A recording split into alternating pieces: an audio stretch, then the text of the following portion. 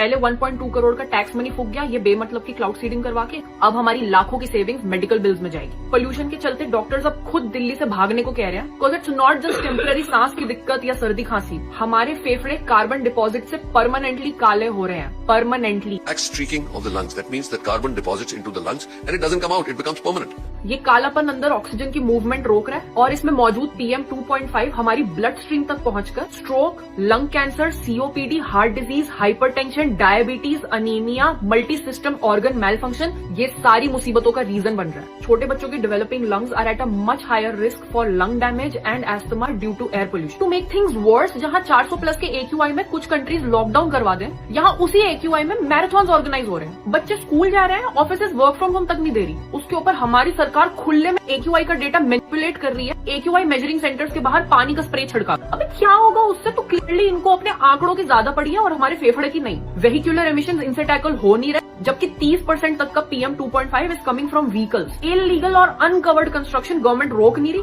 Farmers को stubble burning का alternative दे नहीं रही और खुद को इनोवेटिव दिखाने के लिए क्लाउड सीडिंग जैसे अनसस्टेनेबल सॉल्यूशंस अनसक्सेसफुली एग्जीक्यूट कर रही है। और हम भी कम थोड़ी हैं, जब पता है कि हवा इतनी खराब है। पटाखे जला के उसे और खराब करने की जरूरत थी क्या? और सिर्फ दिवाली पे नहीं, पटाखे अब भी फट रहे हैं, कूड़ा लोग अब भी जला रहे हैं, कार पूलिंग अब भी चंद लोगों से ही हो पा रही है। चाहे ये सारे पोल्यूशन के प्राइमरी कॉजेज ना हो, बट उसके मल्टीप्लायर्स तो हैं, एटलीस्ट मल्टीप्लायर्स को तो कंट्रोल करो। एज पर दिस डेटा, अगर हमारे नेशनल क्लीन एयर प्रोग्राम के 2026 के टारगेट्स मीट होते और पोल्यूशन लेवल्स गिरते, तो इन सारी बीमारियों की प्रेवलेंस अप टू 10% तक कम हो सकती थी। बट वो कैसे होगी? अगर रूलिंग पार्टी काम से ज्यादा कांड करेगी और हम खुद आग में घी डालेंगे। अगर तुम अब भी दिल्ली में हो तो अर्ली मॉर्निंग और लेट इवनिंग्स में घर से बाहर मत निकलो। निकलना है तो N95 मास्क लगा के जाओ, दरवाजे खिड़की बंद करके एयर प्यूरिफायर यूज करो, गवर्नमेंट की हरकतों के बारे में सोशल मीडिया पे चिल्लाओ, उनसे क्लीन एयर की डिमांड करो और अगर अफोर्ड कर सकते हो तो दिल्ली से भाग जाओ।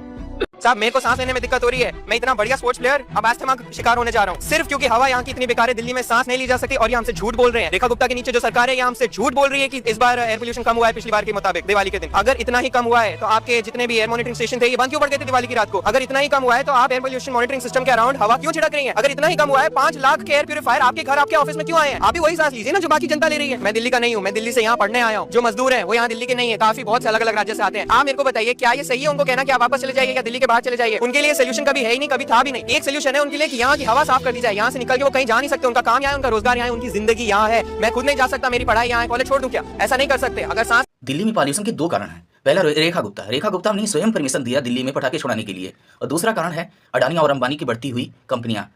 और इनका कारण ये है क्योंकि जितना पॉल्यूशन हमारे देश के पूरे नागरिक नहीं करते, उतना पॉल्यूशन ये दोनों की कंपनियां करती हैं। और इनकी वजह से